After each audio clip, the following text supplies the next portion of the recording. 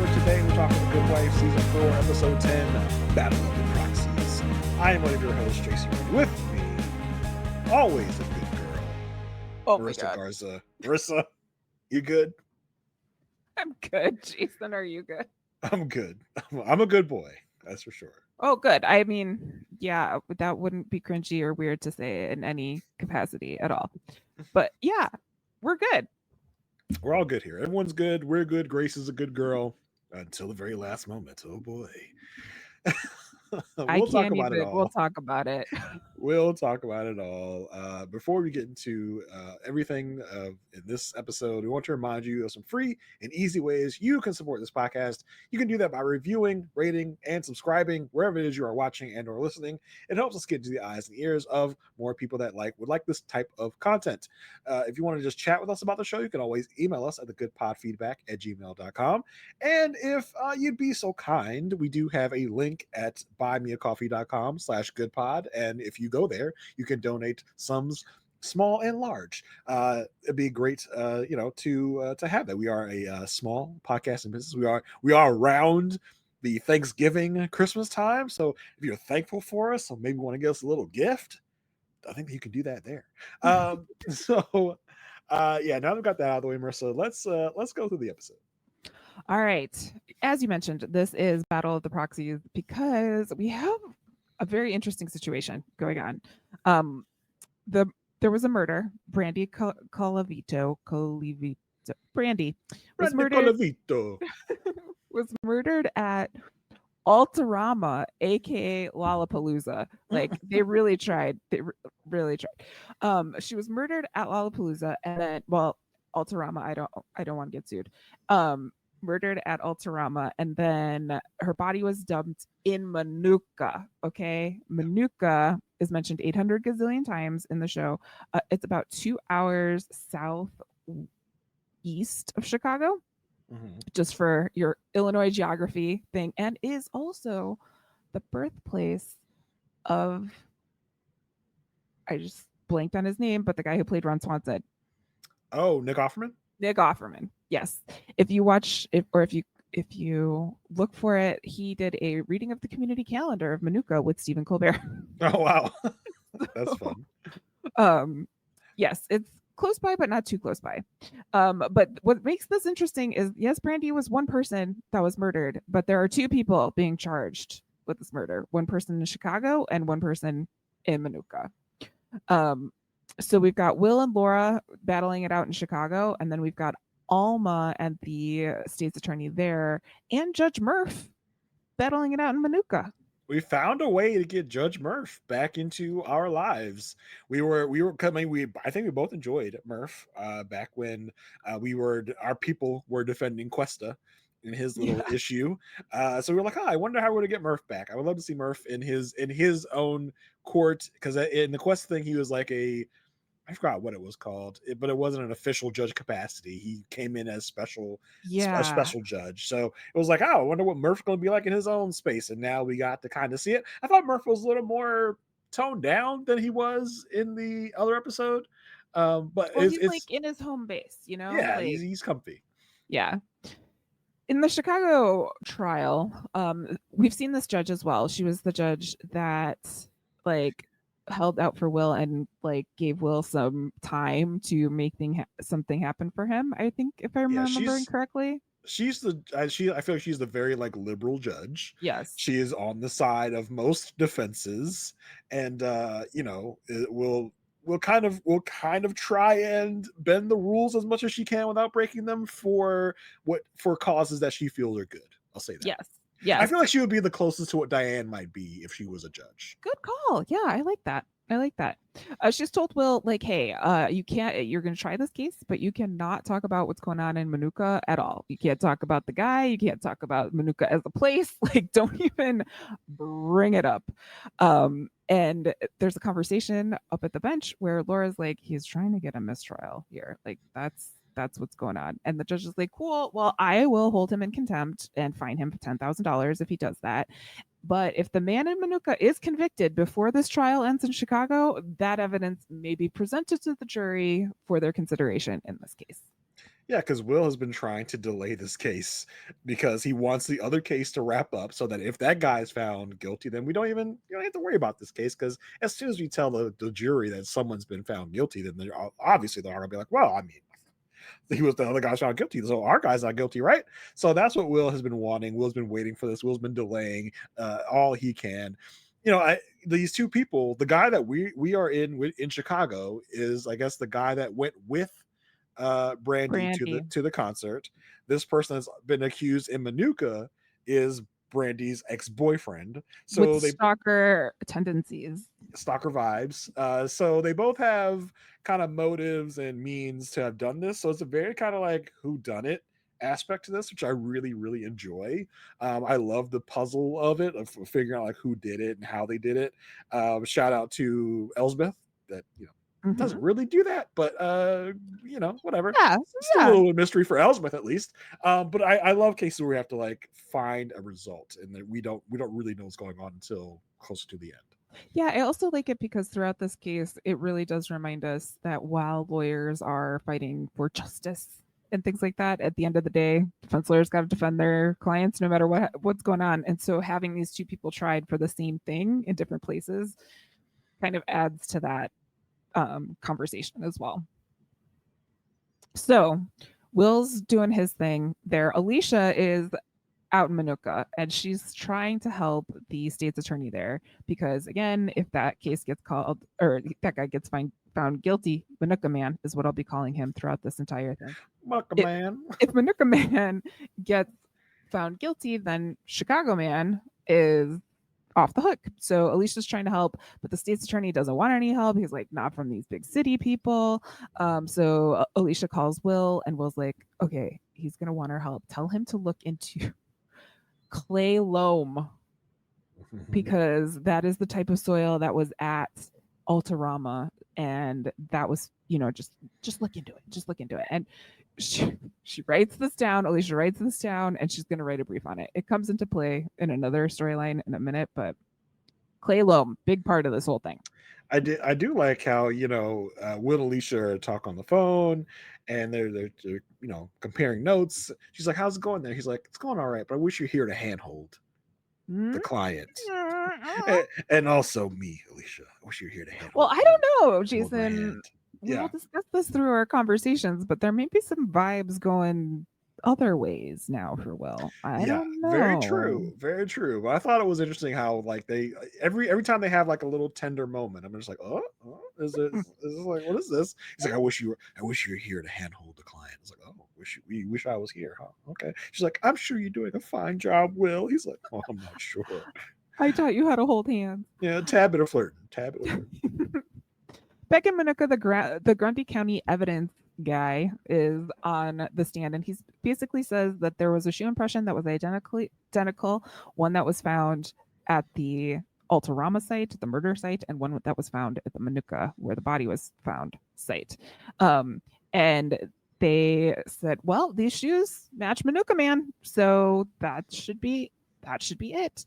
But the defense attorney, who we should mention is the mom from Girls, but what's her actual name? The mom from Girls. Becky Ann Baker, I think was the name, right? Yes, Becky Ann Baker brings up, she's like, oh, well, you tested against my client's shoe, but did you test against Chicago guy's shoe? Well, and Alma is the character's name. Yes, I wasn't sure Alma if you meant the actress or the character. The yes. character's name is Alma, yeah. Alma's her actual name, yes. So they're like, oh, yeah, nope, I didn't do that in Minooka in the Grundy County, but they did in Chicago, and they think that it matches the Chicago guys thing. So we got a piece of evidence that again isn't really helping us in this case. Meanwhile, Alicia's like watching all this because, like you said, the state's attorney guy is just like, I don't need your help. Get lost, lady. And Alicia's like, oh, you're in trouble, huh? How about this? Take this. You're losing. You need this. I was like, get him, Alicia. Get him. And it's all this information about clay loam. And this gets Alicia noticed by Murph. He's like, hey, I know you. What are you doing here? And basically the information that Alicia passes over says that the soil from the concert, clay loam, is super unique. So this is the only way that Minooka guy could get this on his shoes is if he was at the concert. But like There can't be Alma, there can't be any other thing that happens no, where clay loam will come into place. It's super no, rare. You and it won't wouldn't make find sense that it would be in the same state, no, you wouldn't find clay loam anywhere else but at especially like Altarama. it would be so weird that it was 2.5 hours away. Also, Yeah, that's out of the mind, out of the mind. there's no weird coincidence that's gonna take place here at all. Get that out of your mind.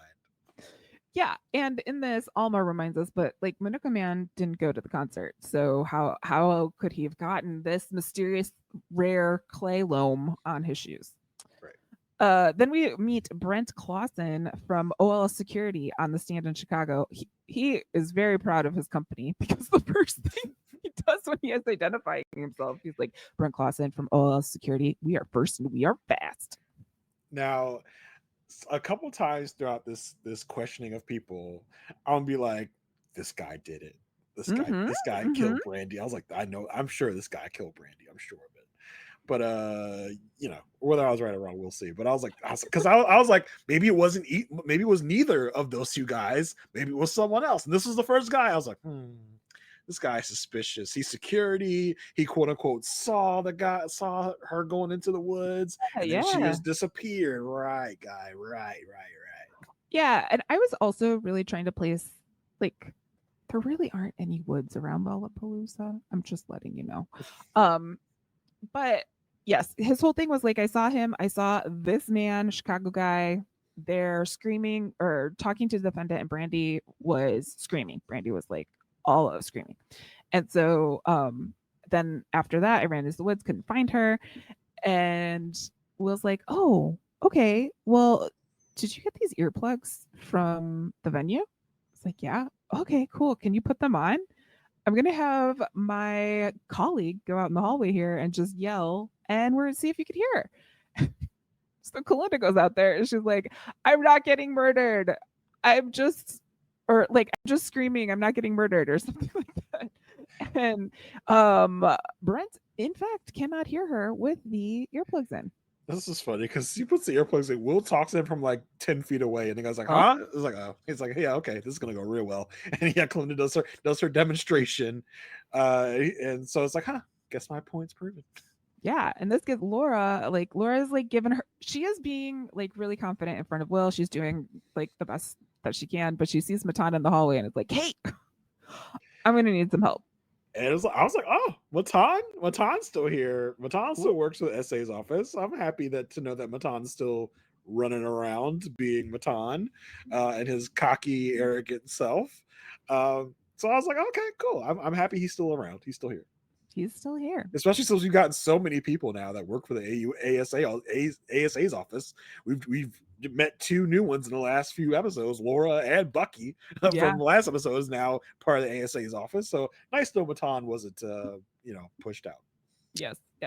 Back in Minooka, we have Captain Resnick on the stand, and he's saying that before the concert, he did not like right before the concert, but in time before the concert, he responded to a domestic violence call at Brandy's with Minooka Man there as prior to the murder. And at this point, Matan shows up in Minooka. He's like, hey, defense attorney, here is some evidence. Here's some stuff. And what's in the folder is some comments from the Chicago Police Department about a conversation that was had by the Minooka police officer, Captain Resnick. And so Alma goes and says, hey, when did you first think that it was my guy that did this? He's like, oh, I keep an open mind. Like I never thought this. But then when you look in the evidence from the Chicago Police Department, there's some notes saying police officer from Minooka thinks he did it, basically. Yeah, because he's like, well, I didn't think anything of it until I saw the evidence from Chicago. And they're like, oh, interesting, because it seems like you are the one that sought out the Chicago PD to tell them to be on the watch out for this guy. So you already had kind of like a prejudgment of this guy before anything else happened. So I was like, oh, shut down. Get your testimony out of here. You don't matter. And at the same time, Murph is like, this is beautiful. We've got defense attorneys helping prosecutors helping defense attorneys. Like, This is so great. Alicia then calls Will just to like give him an update. And at this point, Laura walks by, is like, "How's it going in Minooka?" And Will's like, "Okay, loser buys drinks." Like he's trying to game it up. And we have seen these two in court before, and it was like Will really did haze Laura. And so Laura's really coming into her own against Will this time. And it's around now. It's just like, is there something? There's something going Yeah. on here. So Yeah. there's some energy, some chemistry happening here. Vibes, as they say. Vibes, as the kids say. Yeah, yeah.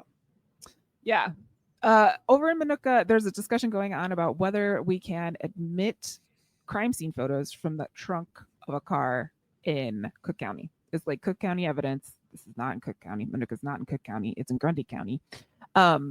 And also with that is the trace evidence that comes from that showing fibers from Brandy's clothes. And they bring up this thing called the fruit of the poisonous tree.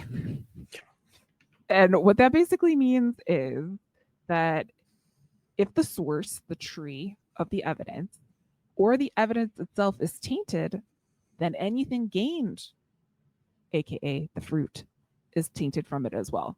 So in this instance, the evidence being the photos from the trunk of the car, and the fruit being the trace evidence from those photos, that would be tainted. So, well, because the evidence was apparently found without a warrant. So yes, so exactly. That invalidates everything that comes from that trunk. Right, exactly. And Murph is like, okay, cool, but like that happened in Chicago. Like this wasn't evidence obtained by, Grundy County people. This was Cook County people. So the tree being in Chicago, the roots don't come all this way. So I'm going to admit the evidence. I was like, as if Chicago is just some like fantasy land that has nothing to do, that's not even on Earth. It's like, well, I mean, it was still like, I thought location shouldn't matter. If the evidence was obtained illegally, I think so too. Shouldn't matter. But Murph's like, nah, we good. And this is where it really starts to turn into Alicia and Matan like shadow puppeting the Grundy County people, because they're just literally just talking to their person and then talking to Murph. Like it's like everything's just passing through Matan and Alicia through these people. It's so funny. And Murph's obviously had enough of it. He's like, this is ridiculous. Yeah, I will tell you though, because Chicago is on the lake, and I'm sure this is true in other places, but sometimes when you're driving into the city, it does look like Oz. It does look like some magical land, because there is like, or at least to me as a child, even though I can't see behind my eyes, it did look like a little magical land. But anywho, okay, so then back in Chicago, we have Brock, Brock, and he like went to Altarama for all 3 days, and it was killer, man. It was killer. And I went with Brandy, and it was awesome. Speaking of killer, I was like, yeah, exactly. This guy's the killer. This guy did it. And I did not put him in my guest star research because I forgot. But now that we're back on Brock was Penguin in Gotham. So and he was also on Walking Dead for like a minute, and then he got like real fast. I was like, oh yeah, that guy, Penguin. Hey Penguin, what's up, my guy? I mean, a real like great role in Gotham. He was a Penguin. It was a really good role. He hasn't done much since, but yeah, I wanted to call him out as well. Nice. But as soon as he started talking, I'm like, okay, well, this guy definitely killed Brandy.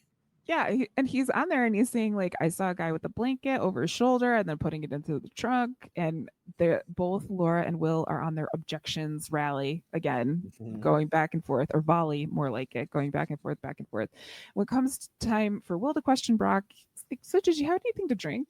Like, I had a couple beers. How much is a couple? 7 or 8. 7 or 8. Like, that's more than a couple, sir. That's several, according to Survivor. Yes, exactly. It is several plus.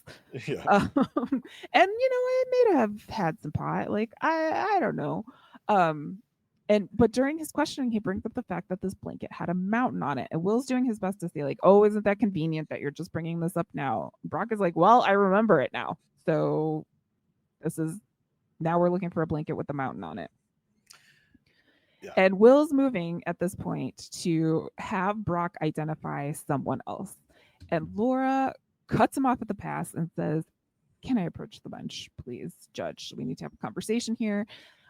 this is what's going to happen. Will's going to show a picture of the Minooka man and have the guy identify him as it could be that guy. So therefore, he's going against your rules, Judge. Like he's bringing up Minooka man, cannot bring up Minooka man.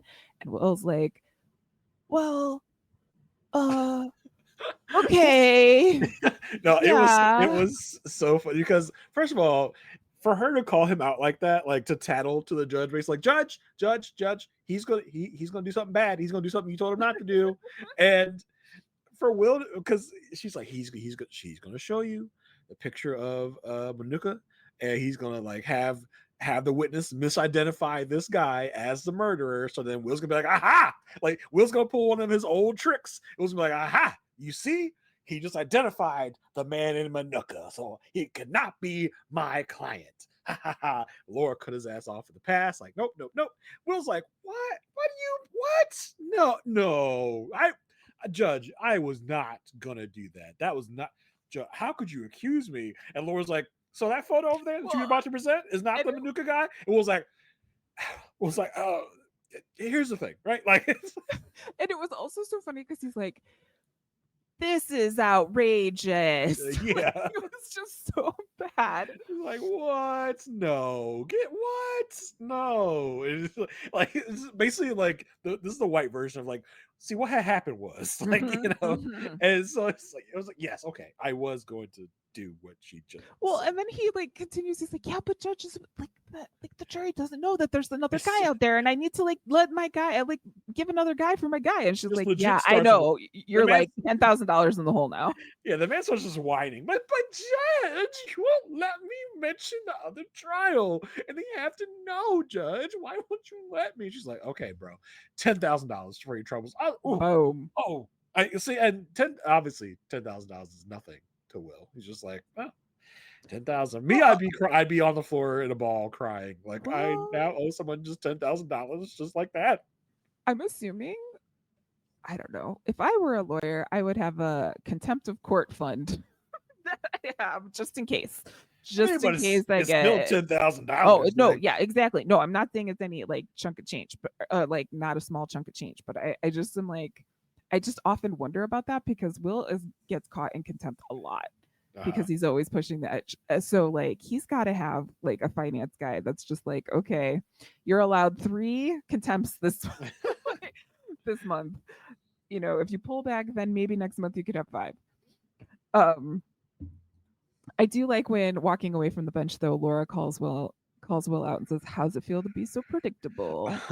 But boom. yeah, I love that she's giving it to him as good as she's getting it. Yes. At this point, Kalinda, known for her investigative skills, her, sneakery, her all of these things, does the masterful work of flipping a logo Listen though, to show.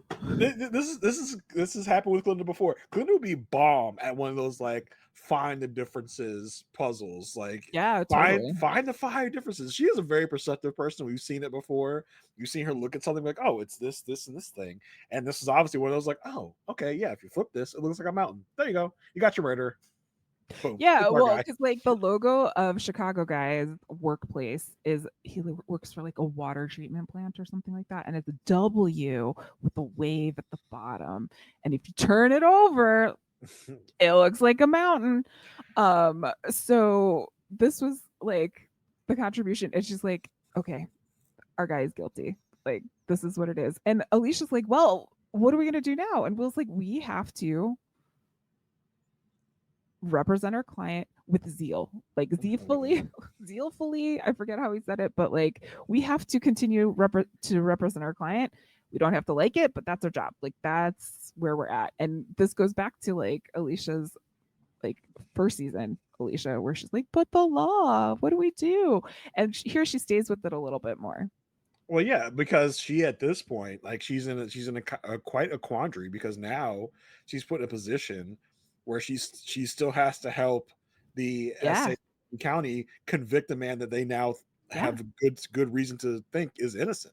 She's like, so I'm now going to be working to put an innocent man in jail. That's what I should be doing. And Will's like, yay, we don't gotta like it. We just gotta do it. Like it's just our job. Sorry, my bad. And so yeah, it really puts her in this kind of a bind. And you see her like as she moves forward in Minooka being like kind of tentative about helping helping Lee, the state's attorney, convict Minooka Man. But she doesn't hold back when Matan is on the stand. At least that's one playground she's willing to go into. She's still tentative. She's because Lee looks at her like, "What else she got?" And she's like, Tillman. Well, yeah, but I think that's like about Matan's character as opposed to the case itself. You know what I mean? Like it's not. It is working in the favor of the defense attorney or of the state's attorney. You're correct there, but it's not like evidence that she's like passing over or anything like that. So Matan's on the stand and almost trying to get him to say, like, basically, we never thought Minooka Man could have done this because all of the evidence goes towards Chicago guy. And when Alicia tells Lee, the state's attorney, to go for the Tillman case, he's like, "Hey, Matan, you're pretty confident that it was Minooka Man, yeah?" He's like, "Yeah." Or that it was Chicago guy. Yeah. Oh, confident. We're confident like you were with the Tillman case and that guy just got exonerated? Is that what your confidence does? Is that your confidence compass here? I love Matan when he gets like really upset, like because Matan has been served a few times on this show. Like they use Matan a lot for like a whipping boy for things. Yeah. Like, and this is one of those moments where Matan gets shown like, oh, like, yeah, but you also were sure about Tillman and you kind of sucked at that because you sent the innocent man to jail. So what do you say about that? He's like, that was a wholly different thing. Matan's like trying to defend himself, gets so defensive. I just love a perturbed Matan. Yeah, and Murph lets it in because it goes towards the Matan's character, like the character of the witness that was there. So that gets on the record. Back at the office, again, I just want to mention it is 2.5 hours between Paducah and Chicago. Just in case Yeah. you're wondering. Um We're teleporting again. yeah, yeah. Carrie shows up in Carrie's here. the Carrie's there and he's on the phone and he lets us know that strangely where Minooka Man worked, they had the same soil. They had the clay loam, Jason. Yeah. And So it just so so, happens to be this big coincidence that we were told clay loam is so rare and so unique. It can't be in two places. Well, guess what? It's in two places. JK. Just so happens it's so happens that this exact case that has the exact two people that we need to be talking to both walked around in clay loam soil. Yes. And Alicia again is having like a crisis of conscience here. She's like, I don't know what to do. And Kira's like, yeah, they didn't cover this one in law school. Like, I don't know what to tell you. Turns out both juries find both men guilty at conveniently the exact same time. So, Yeah. I love when Minooka Man is found guilty. Lee turns to Alicia. He's like got a smile on his face, like, yeah, awesome. And Alicia's like, yeah, yeah, yay, great. so fun. So fun. Will does end up making good on his bet with Laura and buys her drinks. And he does say in this conversation, like, hey, our case is done. We can give evidence to help Minooka Man in his appeal. Whatever helps you sleep at night, Will. Whatever helps you sleep at night. That guy's still going to be sitting in prison for probably a few months until his appeal Yeah, gets heard. exactly. And they have a little toast to the next one. And there are some vibes here as well, I think, Jason. Yeah, we're vibing. We're really vibing. I'm wondering, boy, I wonder how Lisa's going to feel when that thing comes up. If it does, I don't remember anything about this. If Will and Hellinger do end up I don't doing remember. something, but if it does, Lisa's going to feel a certain way because she's brought up Hellinger from a baby lawyer to she got her job, and now that job has led to possibly a relationship between Will and Hellinger. I'm sure Lisa's going to feel a certain way about that. And we were like worried about Anna Camp. Remember? Yeah, so long ago, and that just kind of went Caitlin poof. was the character's Yep, name, I think. Caitlin. Yeah. Caitlin. Yep. Yep. So that was our case of the week. We had some That other was stuff going on. case was fun. It was It was all interesting. right. It was good. Yeah. I liked the dual, like the dual cases going on at the same time and the Mhm. interplay between the two of them. And also, like you mentioned at the top of like not really knowing who did what. Yeah. It kind of ended up being a nothing burger, but still, it was fun. It was good. You know what? This could be the last time we talk about this. I I don't know. It Fingers could be. crossed. It Fingers could be. crossed. But we did have some action in the Kalinda and Nick world. Nick shows up at the office and is like big man on campusing it, like just man spreading all over the conference room. And it's like, listen, I don't want Carrie on my case anymore. I want either you talking to Alicia or the partners. And Alicia's like, well, I'm kind of busy. What's this about? And he says, Carrie accused me of running drugs. Carrie said I was running drugs in my cars. Can you believe that? What? Like, what? Say what? He accused you of doing exactly what you're doing. And Alicia's like, huh. She's like, oh yeah, so you're definitely running drugs in your cars. Mm-hmm. Great, cool. Yeah, and I love this play that she does here because she's like, yeah, okay, let me go talk to the partners. Walk down the hall, think about it for a minute, turn around. She's like, it's no longer in our benefit to represent you. Yeah, that was my old move back when I was working on the floor at Target. Like, oh, do we have it in the back? Let me go check. Oh, yeah, for sure. Yeah. Walk in the back, play on my phone. Look at my watch. Well, the thing. Oh, you know what? Yeah, we don't have any more in the back. I think the thing that people don't, at least when I was working at the Disney store, is like, I know what's in the back. Like, if I told you, I don't think we have one in the back. Target's a bit bigger, but like, I was like, okay, I'll go in the back, confirm that I don't have anything in the back, and then walk back out. No, I wasn't trying to con anybody. No, you just I've got a little device here that when I scan the label, it tells me if I have any in the back. It already told me I don't. I already told you it told me I don't, but you still want me to check. This is some magic out of inventory thing that you want is just going to magically appear. So yes, I will humor you. That is a hangover from like the 90s. Hopefully that's no longer something people are being asked in 2025. It is because I'm still around that world. It definitely is. Oh my gosh. But yeah, we have inventory systems now. Okay. What? It tells us where things are. But I will tell you that there are a lot of instances where like things are not checked in through the back. So I mean it is possible, but you also, if it's not checked into an inventory system, you're not going to find it because it would be like finding a needle in a haystack if it's not logged into the back room. Let me just say that. Yeah, it's really rough to find stuff that's not logged for sure. Okay, so we're no longer going to represent you, and he's like, you didn't talk to the partners, you talked to Carrie. Nick is always so wrong. Like Nick is always wrong about everything. Like he's like, I know what happened here. Like, no, you don't. Like, you have no idea what's going on. Like, you think Kalinda's effing Carrie. He's like, I love it. Like, it's just like when he redialed the number Kalinda called and got Carrie at his, and Alicia's always like, aha, I knew it. Kalinda is a banging Carrie. He's like, no, you're wrong again. He's loud and wrong, as we like to call it. Yeah, no kidding. And he is like, okay, I'm going to walk out, but I'm going to do it Nick style. Basically, he's like, don't you ever say anything about this drug thing, ever. And Alicia's like, huh? And he's like, yeah, because of like attorney-client privilege and all that. She's like, interesting thing about attorney-client privilege is that it doesn't hold up when there's a threat. So are you threatening me? Is that what's happening? And he's all big boy about it. And he's like, well, that's up to you. Like, you decide, blah, blah, blah, blah.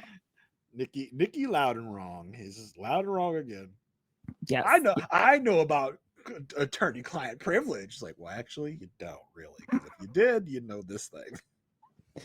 So Alicia goes and tells Kalinda, it's like, hey, should I be afraid of your husband? Did I do the right thing?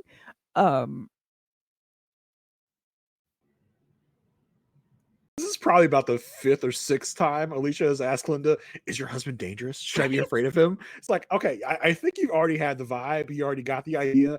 Yes, Alicia, he's dangerous. And she's also then like, yeah, like, but I'm not in danger. Like, he can be dangerous, but I'm not in danger. Right, Kalinda? And Kalinda's like, you won't be. So that means I am now. Like, so I am currently in danger, but you're going to try and get me out of danger? That's what you won't be means to me. So do I need to go hide at this point?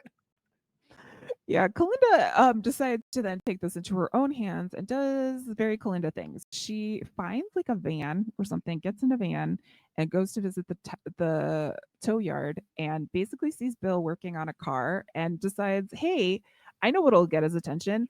What if I try to ram him into the car? What if that's the thing I try to do? Oh, he escapes. I know what I'll do. I'll reverse run over him." Poor Bill. Bill just cannot catch a break. In the beginning of the season, Kalinda beat his ass, at her apartment. Now he's getting run over by cars in the tow yard. Bill Yeah. can't catch a break. Well, and then he like tries to pull out a gun. She takes the gun and like discharges it by his head, which is apparently like a calling card of these people. This is a thing that they have done a couple of times. And while she's looking through the car, like Well, looking no, at she shot the trunk open is what oh, she she did, shot the trunk which open. I don't think is actually a thing you can like. I don't think Well, Kalinda there's a can. huh. Kalinda can. I mean, yeah, but is there actually a mechanism? Like, I don't think you could shoot anything on the trunk that would open the trunk. It was an I don't old think that's car. cool. Old car, probably. What did you shoot the lock? Like, what did she do? Yeah, she probably shot Shot. the trunk. I don't know. I don't know anything about guns. I think that only make it. Don't ask me about the gun things. I don't think that only make it harder to open the trunk because you destroyed the lock. I don't think it opens the lock. You know what I mean? Like, I just wanted to know the mechanics of that. Like, someone get me MythBusters on the I was phone. gonna say get MythBusters on it. They'll Yeah. figure it out. They'll figure it out. She does find drugs in the trunk of that car, and she's like, "Tell Nick I'll be at the office. But It's time to end this." she looked at the drugs like, oh, Nick. Like, did she not know he was I running know. drugs? Like, I know. you had to know he was doing something bad. I don't know why she's surprised at finding drugs. Like, he's a drug runner. Did she think he was actually being legit and running a legit tow truck operation? Like, Kalinda, you're smarter than that. I don't know if she is because this whole like, hey, I'm gonna be at the office tactic thing. I don't know whatever it is. Like, Yeah. hey, I'm gonna be waiting here. I mean, I do Um, love I do love that she was like, you can mess with me all you want, but come after Alicia, that's the no, last straw. This connection that Kalinda has to Alicia is like quite intense. Like it is a little weird. and it doesn't go both ways, obviously, because of things that happened. But the connection that Kalinda feels to Alicia is very serious. Yes, yes. Wait, she does wait at the office for Nick, who apparently can just get in the office when no one's there. Why And did the elevator doors open and close one time? Like, was there a ghost? Is Nick invisible? What happened? I don't know. I don't know. She tells him, "You're leaving. I called the cops. The cops are already at the yard. They're gonna get you." He's like, "Oh yeah, I'm gonna do it. Don't call the cops. You didn't call the cops." She's like, "Your best way out of here is to cross the border. I put $20,000 and here's a key. Take it and run. And there's nothing left for us here." He's like, "Oh, you called the cops? Well, what's your plan B?" And we don't see We don't see what what the happened. plan B is, but we do see. Yeah, go ahead. I do like that Kalinda like circled. So you're gonna cross the border here. Here. I staked it out, and this is the best place for you to cross the border. Uh, and she says I put my half of the 20,000 in this locker. You're gonna go get the money out of the locker and get the hell out of town. I'm still like. I wish you could have gotten the backstory on what this Yeah, no clue. 20,000 was, why it Yeah. was important.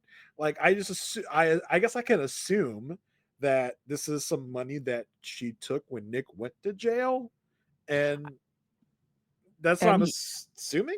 yeah, I'm assuming and then she had it hidden her in her wall in case she ever needed it, but then she knew Nick Yeah, was gonna come back, so she took her part and put it by the border just in case she needs it, in case she needed to run. yeah, Um, yeah. You're gonna cross the border right here. I circled it for you and everything. And he's like, you didn't call the cops. I don't think you called the cops, Kalinda. I meant this accent has gone all over the place. I was gonna say, where are I we at where are we now? I don't think you called the cops, Kalinda. I don't think you did. And he basically calls her bluff, which I don't know if she actually. Do you think she actually called the cops or didn't call the cops? What do I you think? think she did. However, I don't know if she waited for that to resolve because what we see in the bar, Alicia and Kalinda meeting for a drink. Guess things are, hunky Things are dory. going well. Yeah. But Kalinda's a little late, so Alicia calls and's like, "Hey, like, where are you?" And as she finishes that call, Kalinda comes in and is like, "What did I miss?" And Kalinda looks like relieved, but then also weird. Worried. Yeah. And yeah. Um, and Alicia's like, so he's gone. He's like, yeah. You sure he's not gonna come back? And she's like, he's not coming back. If I was Alicia, I'd be like, you answered that weird. Did you kill him? Yeah, exactly. Like from the store, like he's not coming back from where? Where is he not coming back from? If someone said he's not coming back in that kind of cadence and really were like, did you murder him? Is that what you're trying to undercover tell me? I mean, that's what they're trying to undercover tell us, but I honestly do not remember at all. No clue. So I don't know. What do we think happened with Nick? Will we ever see Nick again? What did she do to Nick? What happened? I mean, I don't think she killed Nick in the middle of the Lockhart Gardner offices. No, I don't just think so. I don't think so either. Although she did have that van. So I'm just like, I don't know if it had to do with the van. I don't know if she ran him over. I would really hope that she just like let the police kind of take care of it. But I don't know. This was very weird. And we know she is capable of doing things. But I don't know if she's capable of killing someone. But I think she could be capable of killing Nick. Maybe. I hope we get this resolved and it's not some like loose thread we have to deal with for ever. Agreed. I hope we find out like in the next 2 to 3 episodes what happened to Nick, where he went, and what happened. Did she just convince him to take the threat seriously and leave? Did she kneecap him and throw him on a bus or something? What happened? I don't know. Yeah, who knows? And also, where's Bill Bob? Bill? Bob? Bill. Yeah. Is Bill also gone? Because I don't ever want to talk about him either. In some Eli news, Eli was reviewing some data at a diner, and this man is next to him, like talking to him about, because while Eli is looking at the data, he's apparently playing classical piano on his sheet, which I get from time to time. But we get introduced to David LaGuardia, not the man who built the airport, but David LaGuardia. And Jason, you recognized him from places. Yeah, this gentleman is Hamish Linklater. You think most people probably, if you watched that sitcom New Adventures of Old Christine, he was a big part of that show. Most recently, from what I saw him from, was the second season of Gen V over on Prime Video. Very good bad guy he's playing there on that season. So yeah, he's been around the block. He's here. Yeah, and he also works for the Department of Justice, which Eli again was just notified, I think last episode, by Kalinda that the Fed have a picture of them, so something is going on. We also learned that David LaGuardia plays the accordion, and Eli apparently plays the piano. Who knew? But David does ask Eli about one of his former clients in the crisis management world, called Wooster Groff, and this gets Eli to get up, walk out, and call Diane as quickly as possible. He books it. He's like, yeah, I'm not going to stay around here. I'm out of here. Goodbye. So he goes and tells Diane, and Diane is like asking about this client. He's like, everything was above board. I'm not worried there, but I am worried about this. And he shows Diane the photo of Kalinda and Eli that they think was taken from the building across the street. And Diane's like, do you want me to go to the DOJ? It's like, look, I'm very high profile. Let's keep this quiet, but see how we can resolve it. Yeah, he's like, yeah, let's not tell anyone about this, especially Alicia or Will. Yeah, he's like, we can't we have to make sure we don't let the candidate know this is happening. And she's like, oh, so basically you mean don't tell Alicia? He's like, yeah. Also, don't tell Will, because if Peter finds out that Will finds out that something's hinky with him, it's not going to go good. So let's keep both of them in the dark about this particular thing, huh? Yes, agreed. So Diane and Eli go meet with David, and I just have to pause for a moment because this is one of the funniest Christine Baranski decisions I think I've ever seen. But she is wearing sunglasses, and I really hope, Christine Baranski was okay, and it wasn't because she had an eye situation or anything. But it's so funny because she's sitting indoors talking to the DOJ guy in sunglasses, I'm just like, what is going Listen, it's a tactic, right? She doesn't want him to see her eyes. She doesn't want him to see how nervous she is, or she, wants to keep the light out. She was up late with Kurt, maybe. Oh, She I would doesn't, hope so. she's trying to Yeah. keep the light out of her eyes because she's tired. She doesn't want to get blinded by the light. Who knows? Who knows? Or is Diane just a badass, and this is what she Yeah, chose to do? that's more like it. That's more like it. That's like it. She basically says, "Hey, David, what are you doing? What are you looking to Eli for? Because if you continue to talk to my client, Eli, we'll consider this harassment." And it's like, well, we're not doing anything. And then Diane shows David the photo, and it's like, whoa, if someone got that, they're breaking the rules. Like, this is not good. But basically, some of Eli's clients from crisis management time have become donors in Vanessa, his ex-wife's campaign. And while this is not against the law, any, quid pro quos that may have come out of this are. And so that is what they are investigating. Yeah, I was like, oh, Vanessa's Senate campaign is still going on. This Still is going. some interesting, confirmation of that. I was like, oh, that's still a storyline. Cool. Okay, good to know. They meet again later in the episode, and Diane's like, "Don't worry, like we looked over everything. I don't see any conflicts of interest here or anything like that." I was like, and David's like, "Cool, cool. If you want this investigation to stop, I'm gonna need a proffer." And they're like, "On who?" "On Peter." And a proffer is basically like just a list of evidence submitted to the court from someone. And Yeah, so, I think is this the thing where like you can admit to things and not be like prosecuted for it. Like it's a thing where you can spill your because guts, but you're not gonna get in trouble for it. yes, yeah, you're like helping the court, so therefore you're okay. This gets Eli to promptly walk out and say, "Go to hell," and also followed by Diane. So this isn't good, and neither is the fact that during a campaign meeting later in the episode, Eli's office gets raided. David is there, taking computers, taking hard drives, doing all this stuff. So obviously they found something, but we don't know what it is. I can't remember. Do you remember of any quid pro quos that we saw with Eli? I don't think I saw anything, which Not at makes all. me automatically think that this is Peter's fault, obviously.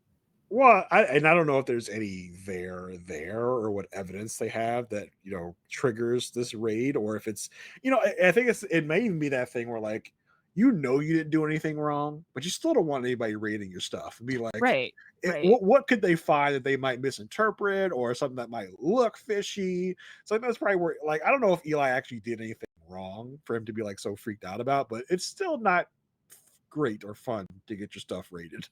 I do have to say I enjoyed campaign worker Nora in this Uh, episode. Nora is like, if I recall, Nora's going to be like a thing. Love it. We're Love going to it. hear going to hear from Nora a lot more, if I recall correctly, in the Eli world. It was great because Eli, when he went to go call Diane, his phone was dead, and then basically took Nora's phone, and she's like, "But it's my mom." Yeah. Well, no, I don't Like, think his I don't phone's care. dead. I think he's just like, Uh, someone's probably listening on my phone. Let me go oh get someone yeah, else's phone. Yeah, no, yeah. I was like, oh, Nora's here. Like, I feel like I remember the name Nora. I remember this actress. I was like, I think Nora's going to be like a character. I'm here for it. I'm here for it.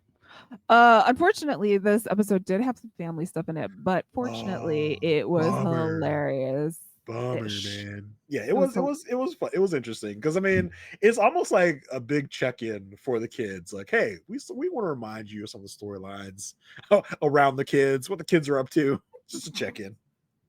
so. Oh, also, I just also want to discuss the computer setup at Alicia's apartment. Yeah. Oh Like, man. what is this? Okay, so they have a desktop in the living room that is etherneted or hardlined in. Hardlined. Yeah. And then each kid, like Zach has a laptop and Grace has an iMac, but those are only like Wi-Fi enabled, I guess. Yeah. I mean, boy, the 2012s, right? It doesn't seem like that far away, but then when you think of like, remember when you had to use the internet one at a time? Like, Yes, there was remember only that? one computer too, and you had to like take turns, and you also had to like if you didn't have a separate line, you had to be like, "Hey, don't make any phone calls or tell so and so to call Yeah. back after this time."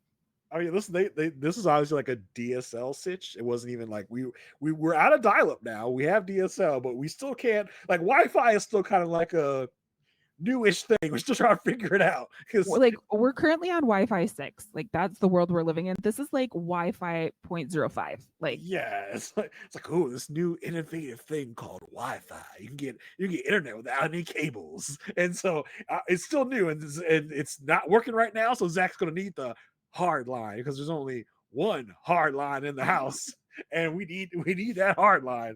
I was just like, damn, really, 2012 was that far back? Like we were that like technologically yeah, advanced in that moment. I was like, I just couldn't. It baffled me. I was like, wow, we were in a time at that stage. I mean, it's definitely not the dial up where you if you try to use the phone, you get kicked off the internet. right. It was more than that, but it's just like, wow, you really had to like take turns with the internet back then. Yeah. Yeah. Alicia's Like currently it oh isn't god. now. It isn't now where me, my wife, and my daughter are all on the internet on like 6 different devices all at one time, wirelessly. I am like one person living in this house, and then when I check the like devices connected, it's like you have 8 devices connected. And I'm like, Yeah. "Oh, okay." Yeah, no, definitely a different time. Definitely a different way of life. But Alicia is on the hardline computer, researching clay loam from earlier in the episode. And when they've made a whole series out of this now, the like suggested or searches that come up. So she types in, what are types of C? And from this, the suggested search is, what are types of condom? Uh-oh. What? So first off, Alicia's like, let me go talk to Zach. Oh, And that scoundrel Zach. Let me go check in with him. yeah, and it's like, hey, how's it going? Like, you're still dating Nisa, right? Yeah. And how old is Nisa? I thought you liked Nisa. She's 15, but I thought you liked Nisa. Well, do we need to have a conversation? He's like, about what? About sex? She's like, no, we don't need to have a conversation about sex. And she says, well, I found the search about condoms on the hardline computer or whatever. And he's like, I know how to scrub a cache. So like I wouldn't even be looking that way, which scrubbing a cache isn't even like, it's clearing a cache, by the Yeah. way. But Marissa, you don't know the technical terms that Zach does because yeah, Zach is that's a true. computer genius. Okay, Yeah. and if Zach says it's scrubbing, then it's called scrubbing. Okay, Like what? he's like Zach's like, no, Marissa, you don't understand. You know about clearing a cache. I know about scrubbing. It's It's much totally deeper different. technique of clearing cache. Okay, it's scrubbing. That's what we I call mean, it. I'm sure there is like I'm sure when I clear my cache, it's still somewhere imprinted on my computer, like for a while. But at the same time, you are in high school, Zachary. Like, I don't understand where you're getting all this information. Anyway, and he's like, yeah, mom. So I'm not the only one that uses this computer. Grace also uses the computer. And Alicia's like, Grace? Yeah, Let me go look in on her while she's sleeping. She's so precious. oh, it's just so precious. Zach's like, yeah, Grace is seeing Connor. And Alicia's like, she's seeing him? Like, I thought you already knew this. Like, I thought you knew that. Did you think they were just like hanging out as friends? Like, she's like, oh no, he's with the bad boy. And yeah, like I said, she looks in on Grace like, oh, like, she's such an angel, just sleeping. I can't imagine my little angel being defiled. And it's like, what time of night was this? It's like, why is Zach up I and have Grace no isn't? Like, idea. I don't know. so They're not weird. that different in age. I have Yeah. no clue. And I don't know why she couldn't have the awkward conversation she has with Grace like right after this, but it seems like it's days after, many Bruh. trips to Minooka back and forth. Listen, if Uh this is my mom, she wouldn't have cared if I was asleep. She's like, get up, we talking right now. I would like have both kids in at the same time. Like, listen, this is what I Uh, found. Tell me the truth. who's Uh banging? so she goes into Grace's room later in the episode and she's like, hey, so tell me about Connor. Like, how's Connor doing? Like, oh, he's okay. And she's like, yeah, and you're still like a Christian? Grace is like, you could just say Christian. You don't have to say a Christian. Like, oh, well, I was on the hardline computer and I did a search about like something. Like someone is searching about like something. Do we need to have a talk? And Grace is like immediately mortified. She's like, no, It's no, like, not doing it. no. And this is where like then Alicia's like, you're being a good girl. And Yeah, she's like, yeah, I'm being you're a being good girl. good. I'm like, no, she like this girl's a teenager. Don't good girl her. Like it's so weird. You're being a good girl, right? Like, oh, you're being pure, aren't you? You're my pure little girl, right? You wouldn't do Mm-mm, anything bad, like have sex, mm-mm. right? You wouldn't be a curious, naturally like curious teen, right? You wouldn't do that. You would be a You wouldn't human, be a right? human. Yeah. No, my kids aren't humans. They're robots. Purity robots, actually.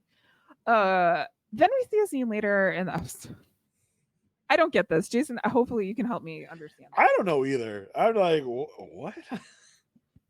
So Grace is looking at all of her. She has all of her papers, graded papers out in front of her, and it's like good, great, A plus, all of the stuff. She's like, oh, I don't. I mean, like, what did you want out of that? So then she scoops them up, and then very dramatically, she pulls up Chum Hum, okay, and she types in S, and then E, and then camera pan, camera zoom in on the letter X, and Oh she my just god, Chum bro. Hum searches sex.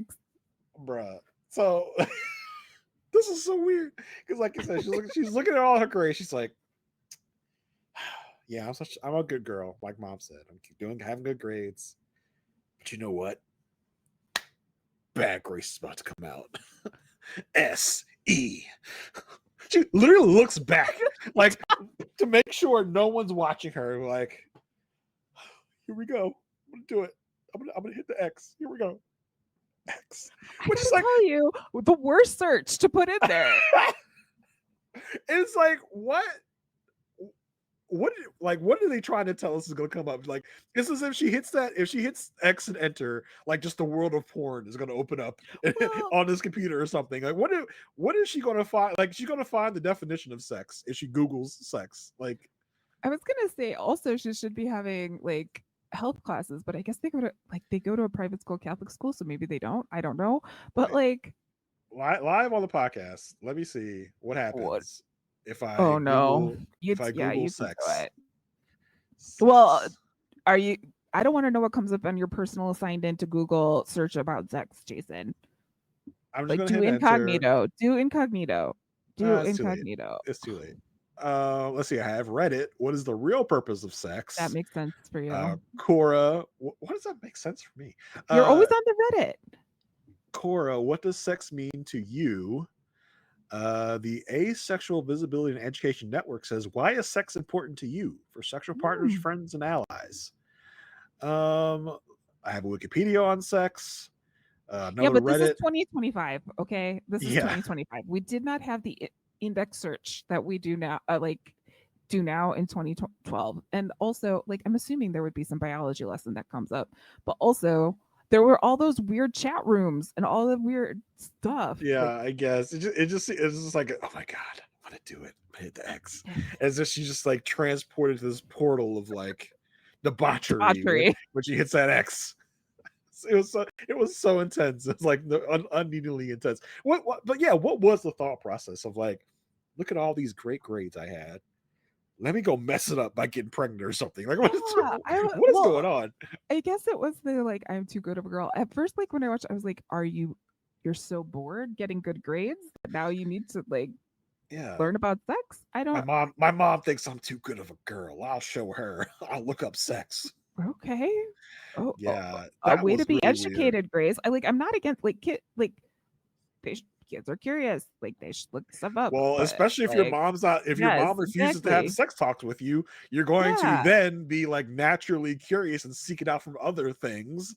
So yeah, not the best parenting moment from Alicia, and I assume Peter. Do you So yeah, remember that one time when she thought that the condoms were missing in her drawer and she thought it yeah. was Zach and it really like at that point it was, but like seriously, these kids. I I mean, have a listen, feeling. she's got this on the mind, like father, like son, like that boy, like his dad, is sex crazed. I have a feeling, unfortunately, because it is Grace and she is a Christian. We will hear more about this. Yeah. And no, we were in Grace's room. I did not see the huge giraffe that Veronica got her Oh, last good. Yeah, episode. good eyes. Good I'm eyes. on I'm on giraffe watch. Yeah. What do you, they didn't, oh, don't throw it away. Anyway, okay. So Zach and his technological genius detective work um, did a cache search and basically found out, I'm assuming by just looking at the history in the browser, not anything very fancy, but 2 minutes before the search for condoms was done was an email website. And he's telling this to Alicia, and Alicia's like, okay, like whose email? Like grandma's, like Veronica's? Like, no, Jackie's. And they both Duh. stop and they're like, we're never gonna talk about this again. Bruh. That was so funny. Because it was done on Thanksgiving night where Yes. everyone was in the house. So it's like, yeah, Jackie. Ooh, Jackie and Christian. Oh boy, what's happening there? That is like called elder abuse. Like, I mean, I guess if she's being like consensual about it, but I don't know. She could be high on the drug. I need some more information. I need Yeah. someone to confront Jackie about this to find out why she was looking up types of condoms. Who do you think it's gonna be? Like, do you think Alicia's gonna do it without telling Peter? Or do you think she's gonna be like, "Yo, your mom's looking up condoms on the family computer"? I want Peter to have to confront Jackie about this. That's what I want. So yeah, at least she'd be like, hey, just so you are aware, your mom is looking up things about condoms and what types of condoms. I'm not like I just need to know why are you looking up the types of condoms, like not where to get condoms or I Or don't what know. is a I feel like if this was Jackie, she'd be like, do Latin men wear condoms? Like something like that. Like what type of condoms for Latin penises? Like something like that, you know? are they the same as white penises? I don't Yeah. know. Just Are there Jackie things I being need to Jackie. know about? Yeah, just Jackie being Jackie. I just like that's the type of search I think she would be making. Oh my god. Yes, so that was our episode. We had dual cases, we had some movement, hopefully ending on the Kalinda front with Nick. Hopefully we never see him again. Hopefully he doesn't really come back, but also hopefully Kalinda's not a murder to be seen. Eli's got some stuff to worry about with the feds, and Grace is apparently researching sex. Yeah, there Da-da-da. was so many storylines happening here, like Yeah. just a lot going on. So yeah, that was our episode. Marissa, you want to Yeah. tell the good folks where they can find you online and what you're up to? Oh, hey, good folks. You can find me at itsmemarissag.com, where I have links to all of the podcasts I'm on, including this one. If you are only listening to our Good Wife coverage, we do also cover Elsbeth, although it is on a week hiatus, so there's no Elsbeth this week. Because I'm sure Elsbeth is like celebrating and also educating people on Thanksgiving. Like, I'm sure she's like, let's have a fun meal, but also genocide. You know, like, I have a feeling that might be the vibe. Or at least I hope it's the vibe, because it's definitely my vibe. Thanksgiving has been a little weird. Anyway, you can also find me on the Whirlwind Podcast Network, covering Pretty Little Liars, one previously on at a time, and then also talking to my sister about Star Trek: The Next Generation on USS Sisterhood. Jason, what's going on with you? Are you matching with people? Love is blinding people. What's going on Oh, I'm not blinding anyone, Marissa. Thank you very with much for that. your awesomeness of With podcasting? love. Yes. Yeah, we are wrapping up Married at First Sight season 19 over on the Perfect Match podcast. Me and Asia Welch are closing shop on this season. Over on the Raw Pads Podcast Network, you can find our usual recap going on. We just released our decision day and reunion recaps, and we also have bonus coverage we've been doing over on Patreon, where we're talking to different Married at First Sight related people about things. We had the one standing couple from season 18, Thomas and Camille. We had them back on the Patreon podcast to wrap up the whole season. So you can check that out if that's something that floats your boat. You can also find me on Altar Call this week, or well, by the time I listened to this was last week, talking about the reunion with Tane from that podcast, who we've also had on this podcast. So again, you can find me a lot of different places talking about the show Married at First Sight. Other than that, that's it for me. Well, I just want to say, Jason, congratulations on everything that has happened on A Perfect Match. It's been so fun to like watch it grow and become a thing that has its own Patreon, and you're getting guest things, and you got swag. Oh, So you're yeah, making it. You're thank making you. it, bro. So congrats. Yeah, thank you so much. I appreciate it. And when you decide to release more episodes of USS Sisterhood, I will congratulate you as well. Oh, for Um, like actually doing something. Yeah, thank yes, you. yes. And so until next time, where Jackie is Googling, do Latinos wear condoms? Uh, stay good.